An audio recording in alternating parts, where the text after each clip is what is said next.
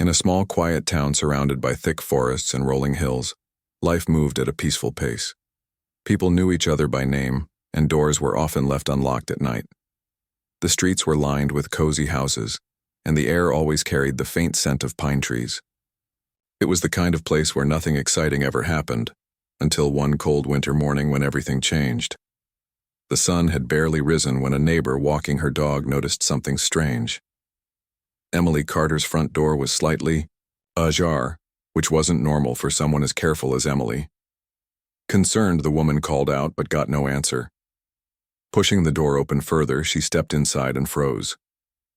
There, on the floor of Emily's living room, lay her lifeless body. Panic surged through the neighborhood as news of her death spread like wildfire. Everyone was in shock. Who would want to hurt Emily? She was young, kind, and well-liked by everyone in town. The local police arrived quickly, cordoning off the area and beginning their investigation. They searched every corner of Emily's apartment, looking for clues. But despite their efforts, there seemed to be no clear evidence pointing to who could have done this. There were no signs of forced entry, no fingerprints left behind, and no witnesses who saw anything unusual that night. It was as if the killer had vanished without a trace. Weeks turned into months, and the case grew colder, leads dried up, and frustration mounted among the officers working on it. The townspeople whispered about the murder whenever they gathered in cafes or parks. Some believed it was the work of an outsider passing through town, while others thought it might be someone closer to home, a jealous ex-boyfriend perhaps, or a coworker with a grudge. No one knew for sure, and the lack of answers only deepened the fear that gripped the community. Then, just when hope seemed lost, a phone call came to Detective Alex Monroe. He was nearing retirement after decades of service, known throughout the region for solving cases that stumped even the best investigators. His reputation was built on patience, sharp instincts, and an uncanny ability to see patterns others missed. Though he had planned to spend his final days fishing and enjoying the peace of his lakeside cabin, the chief of police in Emily's town begged him to take one last case. "We're desperate," the chief said. "No one else can crack this." At first, Alex hesitated. He was tired, not just physically, but emotionally drained from years of dealing with humanity's darkest corners. But something about the chief's voice pulled at him. Maybe it was the desperation, or maybe it was the challenge. Whatever it was, Alex agreed to come. Packing a suitcase with clothes and a few essentials, he drove to the town where Emily had lived and died, determined to uncover the truth. When Alex arrived, he immediately went to Emily's apartment. Standing in the doorway, he took a long look around. Everything appeared neat and tidy, almost too perfect. It struck him as odd because most crime scenes showed some sign of struggle, some chaos left behind by violence. But here, everything seemed staged, as though someone had deliberately arranged it to mislead anyone investigating. This realization intrigued Alex. Whoever did this wasn't just violent. They were smart, methodical, and calculating. Over the next few days, Alex pored over every detail of the case file. He studied photos of the crime scene, read witness statements, and examined forensic reports. Nothing jumped out at him right away, but he trusted his gut. Experience told him that sometimes the smallest things held the biggest secrets. One evening, while sitting alone in Emily's apartment, he noticed something others had missed, a faint smudge on the windowsill near the front door. It looked like dirt or grease, not something you'd expect to find in such a clean space. Curious, he carefully collected a sample. Alex also began interviewing people who knew Emily. Her co-workers described her as ambitious and hardworking, always eager to climb the ladder at her job. Friends painted a picture of a warm, caring person who loved spending time with her young son. But there was another side to Emily that emerged during these conversations, a secretive side. Several people mentioned that she rarely talked about her personal life, especially her romantic relationships. One co-worker recalled seeing her arguing with a man outside the office weeks before her death, but she couldn't provide any details about him. As Alex dug deeper, he started piecing together fragments of Emily's life. She had recently separated from her husband, Daniel Hayes, following a bitter custody battle over their son. Court documents revealed heated exchanges between them, with Daniel accusing Emily of being selfish and manipulative. When questioned, early in the investigation, Daniel denied having anything to do with her death, claiming he was elsewhere that night. Still, Alex made a mental note to revisit Daniel later. Something about his alibi felt shaky. Another lead came from a neighbor who claimed to have seen Emily meeting a man late at night near the park. The description was vague, tall, dark hair, wearing a leather jacket, but it gave Alex another direction to explore. He wondered if this mysterious figure might hold the key to unlocking the mystery. By the end of his first week in town, Alex had gathered enough information to form a rough outline of what might have happened. Emily's life wasn't as simple as it seemed on the surface. Behind the smiles and friendly demeanor lay secrets that someone might have wanted to keep hidden forever. And whoever that someone was, they had gone to great lengths to cover their tracks.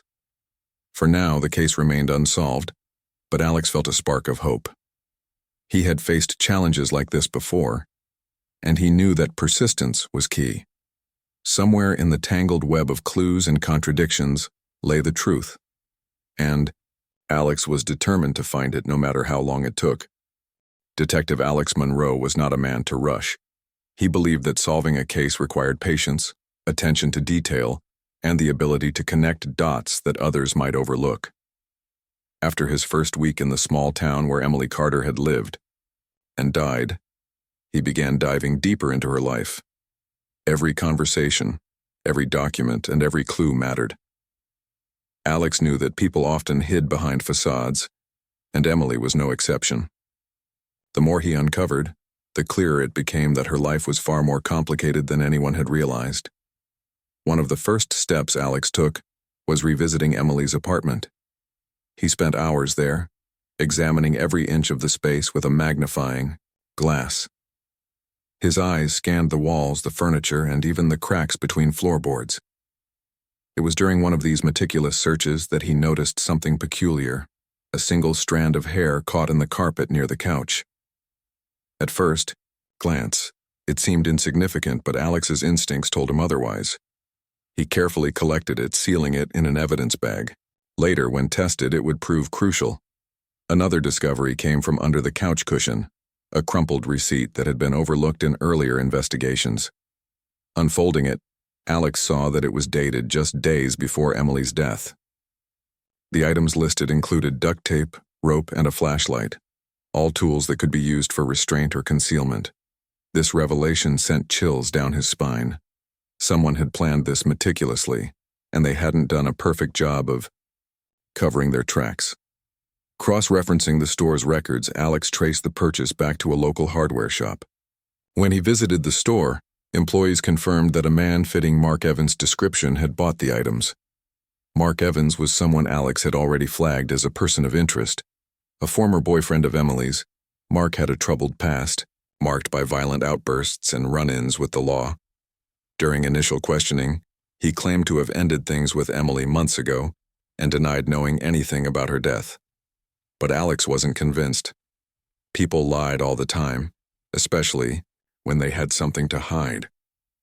Determined to get answers, Alex decided to pay Mark another visit. When Alex arrived at Mark's modest home on the outskirts of town, he found him sitting on the porch smoking a cigarette. Mark looked surprised and slightly nervous to see the detective again. "What do you want now?" he asked gruffly, flicking ash onto the ground. Alex didn't waste time with pleasantries.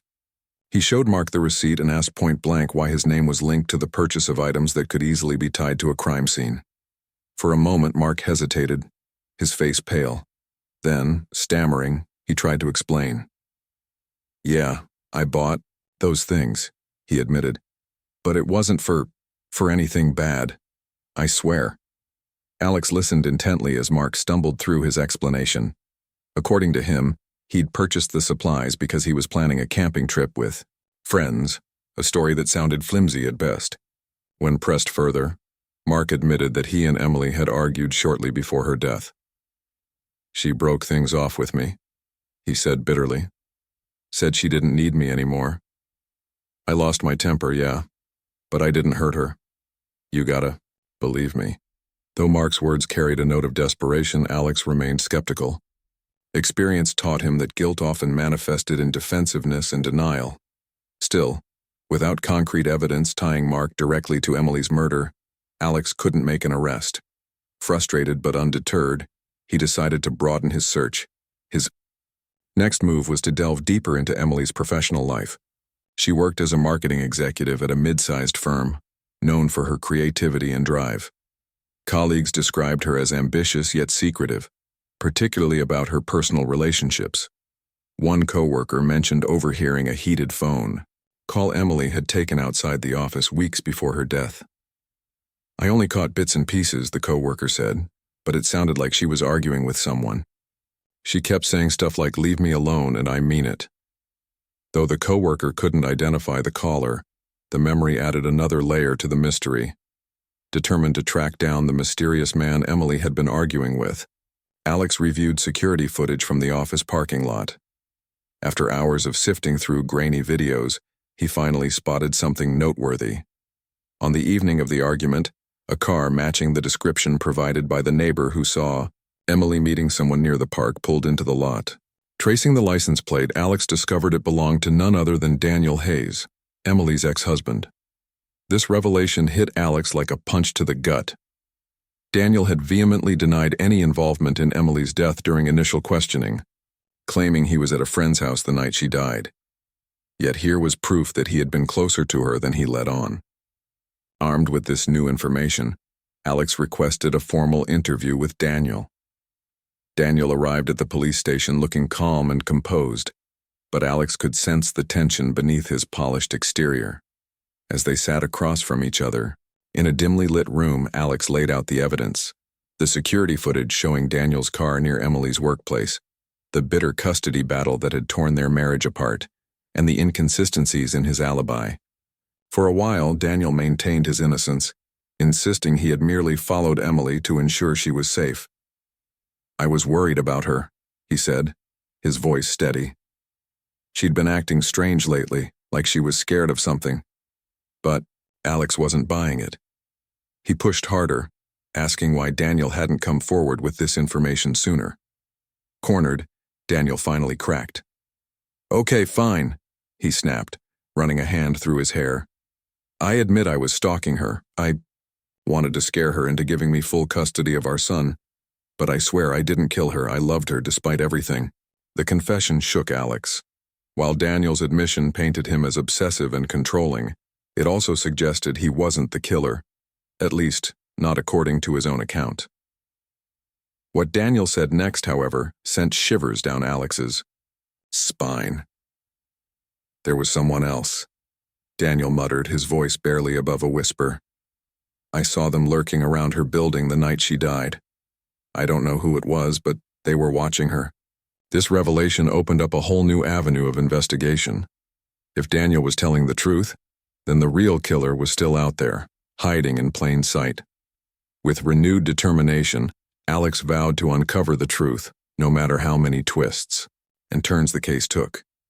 Each clue brought him closer to unraveling the tangled web surrounding Emily's death, and he refused to stop until justice was served. Detective Alex Monroe sat in his temporary office, a small, cluttered room at the local police station, staring at the mountain of evidence spread across the desk. Each piece was like a puzzle fragment, and though he had gathered quite a few, the full picture remained elusive. Daniel's confession about seeing a mysterious figure near Emily's building on the night of her death lingered in his mind. If Daniel was telling the truth, and Alex believed he was, it meant there was another player in this deadly game, someone who had slipped through the cracks of the investigation so far. Alex decided to revisit Emily's personal life, focusing on her relationships. He knew that murders often stemmed from emotions: jealousy, anger, betrayal. The key to solving this case likely lay in understanding who Emily truly was and what secrets she kept hidden. With that in mind, he reached out to one of her closest friends, Sarah, who worked as a bartender at a local pub. Sarah had mentioned earlier that Emily sometimes opened up to her during late-night shifts when the bar was quiet. Alex hoped she might remember something important. When he arrived at the pub, it was early afternoon and the place was nearly empty. Sarah greeted him warmly but looked uneasy when he asked to speak privately. They moved to a corner booth where Alex pulled out his notebook and began asking questions. "Did Emily ever talk about feeling unsafe?" he asked gently. Sarah hesitated, then nodded. "Yeah, actually, a few weeks before. Well, before everything happened, she told me she felt like someone was following her. At first I thought she was just being paranoid, you know? But she seemed really scared." "Did she say who?" Alex pressed. "No names," Sarah replied. "But she did mention seeing a car parked outside her apartment a couple of times. She said it gave her the creeps." Alex jotted down the detail, his mind racing. A car. Could it be the same one Daniel saw near Emily's building? He thanked Sarah and promised to keep her updated before heading back to the station. On the way, he called the tech team to review surveillance footage from cameras around Emily's neighborhood, hoping to spot anything unusual. Meanwhile, Alex also dug deeper into Daniel's background. While Daniel had confessed to stalking Alex wanted to confirm whether his alibi held up for the exact time of her murder. According to Daniel, he had left Emily's building shortly after spotting the mysterious figure and gone straight to a friend's house. Tracking down the friend, Alex learned that Daniel had indeed shown up, but hours later than he claimed. This discrepancy raised red flags. Was Daniel lying to protect himself? Or was he genuinely unaware of the killer's identity? As Alex sifted through court documents related to Emily and Daniel's custody battle, he stumbled upon something that made his pulse quicken. Buried in the paperwork was a financial statement showing that Daniel had recently inherited a large sum of money from a distant relative. Money could be a powerful motive, especially in a bitter divorce. Could Daniel have killed Emily to gain sole custody of their son and secure the inheritance? It was a theory worth exploring further, but Alex didn't stop there. He also revisited Mark Evans, Emily's volatile ex-boyfriend. Though Mark had denied involvement in her death, Alex couldn't shake the feeling that he was hiding something. Returning to the hardware store receipt, Alex realized that while Mark admitted to buying the supplies, he hadn't explained why he needed them so urgently, or why he lied about his whereabouts the night Emily died. Something didn't add up, too. Test Mark's story. Alex visited the camping site Mark claimed he was planning to go to. When he spoke with park rangers, they confirmed that no reservations had been made under Mark's name, or anyone else's, for that weekend. This revelation cast serious doubt on Mark's alibi. Frustrated but determined, Alex arranged another meeting with Mark, this time bringing along the evidence that contradicted his claims. Mark grew defensive when confronted with the new information. "I already told you I didn't kill her," he snapped, pacing the room. "Yeah, okay, maybe I wasn't going camping, maybe I bought those things for something else, but that doesn't make me a murderer." "What were they for, then?" Alex demanded, his tone sharp. Mark hesitated, clearly struggling to come up with an explanation. Finally, he blurted, "Look, I was mad at her, all right? We broke up, and I wanted to scare her. Just scare her, not hurt her. I swear, I never laid a finger on her." While Mark's admission of intent to intimidate was troubling, Alex still lacked concrete proof tying him directly to Emily's murder. Still, the pieces were starting to fit together. Emily's secretive nature, the custody battle with Daniel, Mark's violent tendencies, all pointed to a tangled web of motives and opportunities. But the question remained, who pulled the trigger? Alex's next breakthrough came unexpectedly. While reviewing old case files, he noticed a pattern linking several unsolved crimes in nearby towns to cases involving domestic disputes. One particular incident caught his eye. A woman named Lisa Harper had disappeared 2 years ago under eerily similar circumstances. Like Emily, Lisa had been embroiled in a contentious custody battle with her ex-husband. And like Emily, she had confided in friends about feeling watched. Could there be a connection? Alex wondered. If so, it would suggest that Emily's killer wasn't acting alone, or at least wasn't a novice. Intrigued, Alex reached out to detectives who had worked on Lisa's case.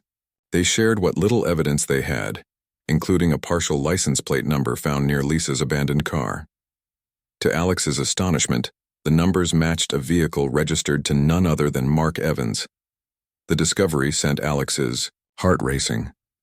Mark's involvement in both cases couldn't be a coincidence. Armed with this new lead, Alex requested a search warrant for Mark's home. What they found inside chilled everyone to the bone. Boxes filled with newspaper clippings about missing women, maps marked with locations matching the sites of various disappearances, and a journal detailing obsessive thoughts about revenge and control. Among the pages was a chilling entry dated just days before Emily's death. "She'll regret crossing me. Everyone will see what happens when you mess with me." With this damning evidence, Alex finally had enough to arrest Mark Evans. Officers cuffed him and read him his rights. Mark's face twisted in fury. "You don't understand," he shouted. "She ruined my life. She deserved it." Though justice felt within reach, Alex couldn't help but feel a pang of sadness. Solving the case wouldn't bring Emily back, nor would it undo the pain her family and friends had endured. Still, he took solace in knowing that her killer would face consequences for his actions. For now, the town could breathe easier, its streets once again feeling safe, at least until the next storm rolled in. Detective Alex Monroe stood outside Mark Evans' modest home, watching as officers carried out boxes of evidence. The sight of the chilling journal and newspaper clippings replayed in his mind like a haunting echo. It was clear now that Mark wasn't just angry or hurt. He was deeply disturbed, consumed by rage and revenge. Yet, despite the overwhelming evidence against him, Alex couldn't shake the feeling that something was still missing. There were gaps in the timeline, unanswered questions that gnawed at the edges of his thoughts. Mark's arrest sent shockwaves through the small town. People whispered about him in hushed tones, their faces pale with disbelief. How could someone they barely noticed turn out to be capable of such brutality? For Alex, however, the case wasn't closed yet. He had seen too many twists in his career to declare victory prematurely. His gut told him there was more to uncover, more secrets buried beneath the surface. The next morning, Alex returned to Emily's apartment for what felt like the 100th time. This visit wasn't driven by necessity but by instinct. He believed that revisiting familiar places often revealed overlooked details. As he walked through the tidy living room, his eyes scanned every corner, searching for anything he might have missed before. Then, near the windowsill where he'd found the faint smudge weeks earlier, something caught his attention, a tiny scratch on the wooden frame. It was almost imperceptible, but Alex knelt down to examine it closely. Running his fingers along the groove, he noticed faint traces of dried mud embedded in the wood. Mud? In an apartment on the second floor? That didn't make sense unless someone had climbed up from outside. Alex stepped back and looked out the window. Below was a narrow ledge leading to a tree whose branches stretched close enough to provide access. Could the killer have entered this way, avoiding detection? Excited by the possibility, Alex called in a forensic team to dust the area for fingerprints. While waiting, he climbed down to inspect the base of the tree. Sure enough, there were scuff marks on the bark and flattened grass beneath it, signs that someone had used the tree as a ladder. Whoever did this knew the layout of the building well, suggesting familiarity with Emily's routine. Later that day, the lab confirmed that the prints lifted from the window matched those of none other than Daniel Hayes. Alex's jaw tightened. Though Daniel had already confessed to stalking Emily, this new evidence placed him directly at the crime scene. Was it possible he was lying about not committing the murder, or was he simply covering for someone else? Determined to get answers, Alex requested another interview with Daniel. When Daniel arrived at the station, he looked nervous, fidgeting, with his hands as he sat across from Alex. "Why am I here again?" he asked, his voice shaky. "We found your fingerprints on Emily's window," Alex said bluntly. "Care to explain how they got there?" Daniel's face paled. For a moment he seemed frozen, unsure of what to say. Then, sighing heavily, he leaned forward. "Okay, fine," he admitted. "I went to her apartment that night, but I swear, I didn't hurt her. I just wanted to talk to her, to beg her to stop fighting me over custody." "Keep going," Alex urged. "I knocked on the door, but she didn't answer. So I climbed the tree and looked inside. Her lights were off, and I thought she wasn't home. But then I saw movement in the shadows. It wasn't Emily. It was someone else. A man. Tall, wearing a hoodie. He was standing over her body. Alex's heart skipped a beat. Are you saying you saw the killer? Yes, Daniel exclaimed, his voice rising. But I panicked. I didn't call the police, I ran. I knew how bad it would look if anyone found out I was there. Though Daniel's story sounded plausible, Alex needed corroboration. He pulled up surveillance footage from nearby streets taken on the night of the murder. Scrolling through hours of grainy video, he spotted a figure matching Daniel's description, walking away from Emily's building shortly after midnight. Moments later, another figure emerged, a taller man wearing a dark hoodie. The timing aligned perfectly with Daniel's account. With this new lead, Alex shifted his focus back to Mark Evans. While Mark was undoubtedly guilty of planning harm toward Emily, the presence of a second individual suggested he might not have acted alone. To confirm this theory, Alex reviewed Mark's phone records and discovered multiple calls exchanged with an unknown number in the days leading up to Emily's death. Tracing the number led him to a surprising revelation. It belonged to none other than Sarah, Emily's bartender friend. Sarah had always struck Alex as helpful, even sympathetic during their previous conversations. Why would she be communicating with Mark? Confused and suspicious, Alex paid her another visit. When he arrived at the pub, Sarah greeted him nervously, glancing around as though afraid someone might overhear them. What's going on, Sarah? Alex asked, cutting straight to the point. Why were you talking to Mark Evans? Sarah hesitated, tears welling up in her eyes. Finally, she broke down. He threatened me, she whispered.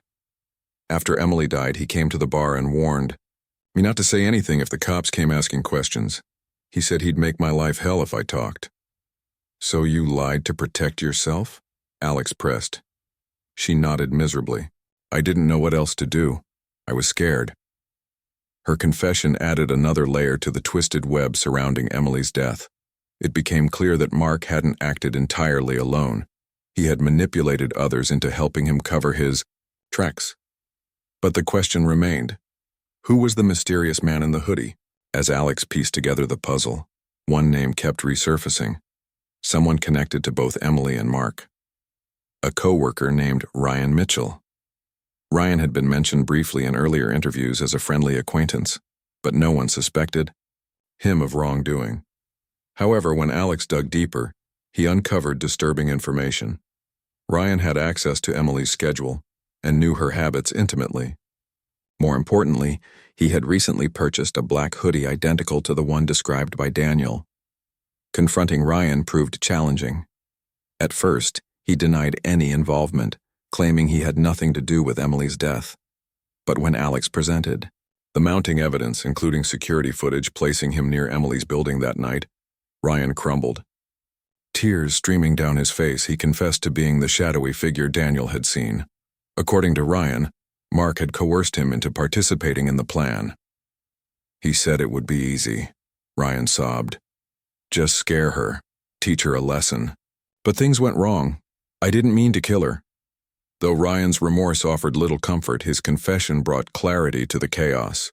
Mark had orchestrated the entire scheme, using fear and intimidation to manipulate those around him. In the end, it was greed, jealousy, and unchecked anger that sealed Emily's fate. For Alex, solving the case brought a mix of relief and sorrow. Justice would be served, but the scars left behind would linger long after the headlines faded. As he packed up his belongings and prepared to leave the town, he couldn't help but reflect on the fragility of trust and the darkness that sometimes lurked behind ordinary lives.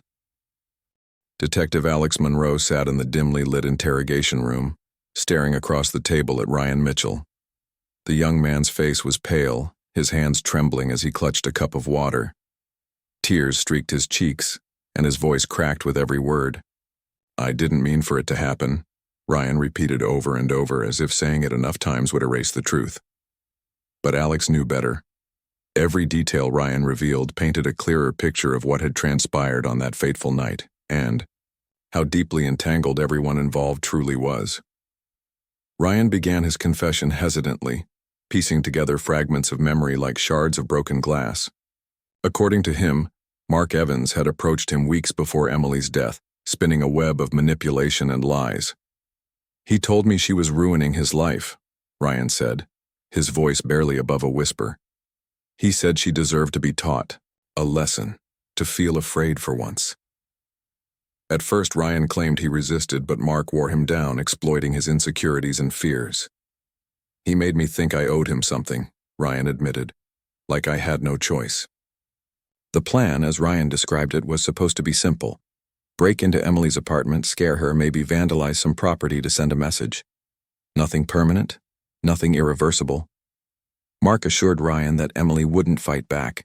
She was too gentle, too trusting. But when Ryan arrived at her apartment that night, things spiraled out of control. Climbing through the window using the tree outside, he found Emily asleep on the couch. Startled awake by the noise, she screamed, and in a panic, Ryan grabbed the nearest object, a heavy lamp, and struck her. "I wasn't thinking," Ryan choked out, burying his face in his hands. "It all happened so fast. One moment she was yelling, and the next, she wasn't moving anymore." Horrified by what he'd done, Ryan fled the scene, leaving behind only chaos and silence. He met up with Mark later, who helped him cover his tracks, coaching him on what to say if questioned by the police. "Mark told me to keep quiet," Ryan said bitterly. "He promised he'd take care of everything." As Alex listened to Ryan's account, his mind raced. Mark Evans had orchestrated this entire nightmare, pulling strings like a puppet master while others did his dirty work. Yet despite the mounting evidence against him, Mark continued to deny responsibility for Emily's death during his own interrogation. "I never wanted her dead," he shouted, slamming his fists on the table. "I just wanted her to suffer, to regret crossing me." But Alex wasn't buying it. Mark's actions spoke louder than his words. From purchasing the supplies used in the crime to threatening Sarah into silence, Mark had played a calculated role in ensuring Emily's murder remained unsolved. Even now, sitting in the interrogation room, his arrogance burned brightly beneath layers of denial. "You think you're smarter than everyone else, don't you?"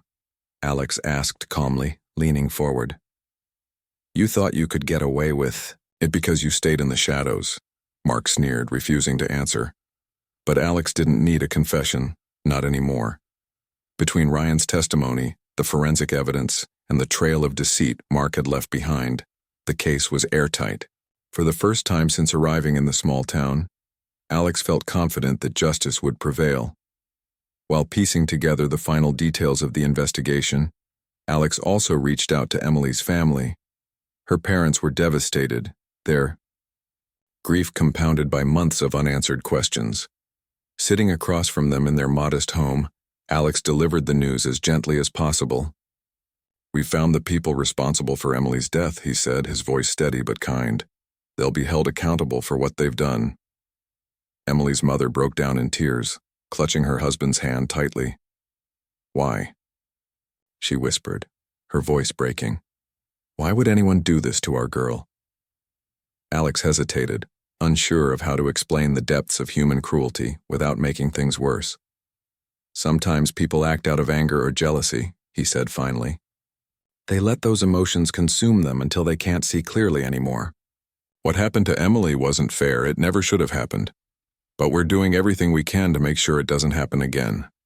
Though his words brought little comfort, Emily's parents thanked him profusely.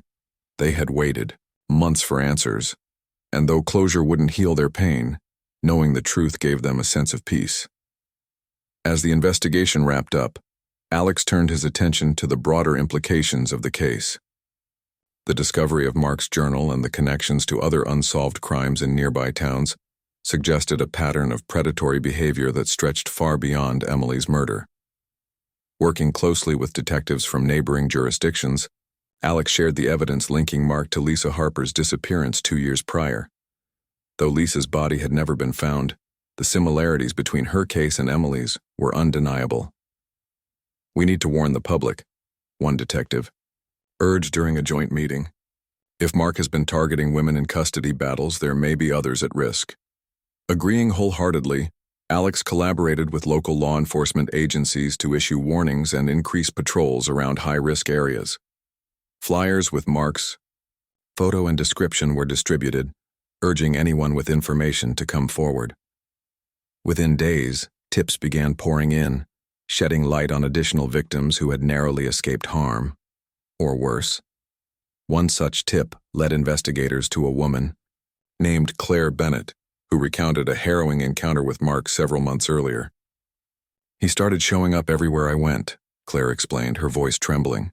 "At my workplace, outside my gym, even near my son's school. I filed a restraining order, but he ignored it." Fortunately, Claire managed to move cities before things escalated further. Her story underscored the danger Mark posed and highlighted the importance of vigilance in preventing future tragedies. Despite the progress, Alex couldn't ignore the toll the case had taken on him. Nights spent poring over files and chasing leads had left him physically and emotionally drained. The weight of Emily's death, and the lives shattered in its aftermath, pressed heavily on his shoulders. Driving back to his temporary quarters, late one evening, he stopped by the park where Emily had reportedly met the mysterious man Daniel saw. Sitting on a bench overlooking the still waters of the nearby pond, Alex allowed himself a rare moment of reflection. He thought about the choices people made, their capacity for both good and evil, and wondered how easily circumstances could push someone toward darkness. Emily's smile flashed in his mind, captured forever in photographs shared by her loved ones. She had been full of promise, her future stolen by forces beyond her control. It was a sobering reminder of why Alex had dedicated his life to seeking justice, no matter the cost. By the time the trial began, the town buzzed with anticipation. Mark Evans, Ryan Mitchell, and even Daniel Hayes faced charges ranging from conspiracy to commit murder to obstruction of justice. Testimonies poured in from witnesses, each revealing another layer of the tangled web surrounding Emily's death. In the end, Mark received the harshest sentence: a lifetime behind bars without parole. Ryan, having cooperated fully with authorities, was sentenced to 25 years, with the possibility of parole after serving 15. Daniel walked away with probation and mandatory counseling, spared from harsher punishment due to his cooperation and lack of direct involvement in the murder itself. For the townspeople, the verdict brought a mix of relief and unease. While justice had been served, the scars left behind ran deep. Parents grew more protective of their children, neighbors eyed strangers with suspicion, and conversations often turned to the fragility of safety in their once idyllic community. As for Alex, he packed his belongings and prepared to leave the town that had tested his resolve like no other. Before departing, he visited Emily's grave, placing a single white rose atop the freshly turned earth. "Rest in peace," he murmured softly. "Your story won't be forgotten." With that, Detective Alex Monroe drove away, ready to face whatever challenges lay ahead, but forever changed by the echoes of a deadly mystery he vowed never to forget. The trial of Mark Evans, Ryan Mitchell, and Daniel Hayes became the talk of the town, dominating headlines and sparking heated debates in cafes, parks, and living rooms. People gathered around televisions to watch live coverage, their faces etched with a mix of anger, sadness, and disbelief. For many, it was hard to reconcile the horrors uncovered during the investigation with the quiet, unassuming lives they had always known. The courtroom itself was packed each day, filled not only with reporters and curious onlookers, but also with those who had loved Emily Carter, her parents, friends, and co-workers, all seeking closure. Detective Alex Monroe attended every session, sitting quietly in the back row. His presence was a reminder of the relentless determination that had brought the case to its conclusion. As witnesses took the stand, their testimonies painted a vivid picture of betrayal, manipulation, and violence. Sarah, the bartender, recounted how Mark had threatened her into silence, her voice trembling as she described the fear that gripped her whenever she saw him after Emily's death. Neighbors spoke of strange cars parked outside Emily's building and shadowy figures lurking in the night. Even Daniel, though reluctant, admitted to stalking Emily and climbing the tree to peer into her apartment on the night she died. But it was Ryan Mitchell's testimony that left the deepest impression. Breaking down multiple times, he recounted the events of that fateful evening in painstaking detail. "I didn't mean to hurt her," he sobbed, his head bowed. "I just wanted to scare her, to teach her a lesson like Mark said. But when she screamed, I panicked. Everything went wrong so fast." The jury listened intently, their expressions shifting between sympathy and revulsion as Ryan described striking Emily with the lamp and fleeing the scene, leaving her lifeless body behind. Mark, however, remained defiant throughout the proceedings. When called to testify, he refused to accept responsibility for Emily's death, instead blaming Ryan for losing control. "I never told him to kill her," Mark shouted at one point, pointing an accusatory finger at Ryan. "This is all his fault." His attempts to shift blame fell flat, especially after prosecutors presented the damning evidence from his journal and phone records. By the time closing arguments began, it was clear that Mark would face the harshest sentence. When the verdict was finally announced, the courtroom erupted in a mixture of cheers and sobs. Mark Evans was found guilty of first-degree murder, conspiracy, and obstruction of justice. He was sentenced to life in prison without the possibility of parole, a punishment that elicited audible gasps from the crowd. Ryan Mitchell received 25 years for manslaughter, with the judge acknowledging his cooperation with authorities and apparent remorse. Daniel Hayes walked away with 3 years of probation and mandatory counseling, spared from harsher penalties due to his lack of direct involvement in the killing. As the defendants were led out of the courtroom in handcuffs, Emily's mother collapsed into her husband's arms, weeping uncontrollably. Her grief was raw and palpable, a testament to the pain that no verdict could fully heal. Yet there was also a sense of relief, a collective exhale from a community that had lived under the shadow of fear for far too long. For Detective Alex Monroe, standing silently near the exit, the moment was bittersweet. Justice had been served, but it came at a cost: the loss of a young woman whose life had been cut tragically short. In the weeks following the trial, the town slowly began to return to normal, or at least as close to normal as it could get. Parents grew more vigilant, teaching their children about stranger danger and keeping a closer eye on them. Neighbors exchanged wary glances, their trust shaken by the realization that evil could hide in plain sight. Conversations often turned to Emily, her memory kept alive through stories shared by those who knew her best. A memorial fund was established in her name to support victims of domestic violence, a cause she had cared deeply about during her lifetime. For Alex, the case lingered in his mind long after he left the town. Driving back to his lakeside cabin, he reflected on the lessons he had learned, not just about solving crimes but about human nature itself. People weren't always what they seemed. Beneath smiles and polite greetings lay secrets, fears, and desires that could drive them to unimaginable acts. And yet, amidst the darkness, there was always hope. The belief that truth and justice could prevail if someone was willing to fight for it. One evening, as Alex sat on his porch overlooking the calm waters of the lake, he opened the notebook he carried everywhere. Flipping to a blank page, he began jotting down thoughts about the case, capturing the details that still haunted him. Writing helped him process the emotions swirling inside: anger at the senselessness of Emily's death, frustration at the ease with which Mark had manipulated others, and sorrow for the families torn apart by violence. But writing also reminded him why he had chosen this path in the first place. Every clue uncovered, every confession extracted, and every criminal brought to justice mattered. It wasn't just about solving puzzles.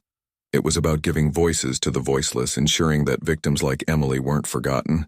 As he closed the notebook and gazed at the stars twinkling above, Alex felt a renewed sense of purpose. Retirement might be on the horizon, but until then, he vowed to keep fighting. For Emily, for Lisa Harper, and for anyone else whose story deserved to be heard. Back in the town, life continued to move forward, albeit cautiously. The park where Emily had reportedly met the mysterious man Daniel saw was renamed in her honor, with a plaque commemorating her kindness and resilience. Flowers adorned the base of the plaque, left by strangers touched by her story. Children played nearby, their laughter echoing through the trees, a stark contrast to the tragedy that had unfolded there. Emily's parents, though forever changed by their loss, found solace in knowing that her killer would never harm anyone again. They visited her grave regularly, bringing fresh roses and sharing memories of happier times. "She was our light," her father said, once, his voice thick with emotion. "And even though she's gone, her light will always guide us." For Detective Alex Monroe, the case of Emily Carter became more than just another entry in his long career. It was a reminder of the fragility of life and the importance of perseverance in the pursuit of justice. As he settled into his cabin, preparing for whatever challenges lay ahead, he couldn't help but feel grateful for the opportunity to make a difference, even if it meant confronting humanity's darkest corners along the way.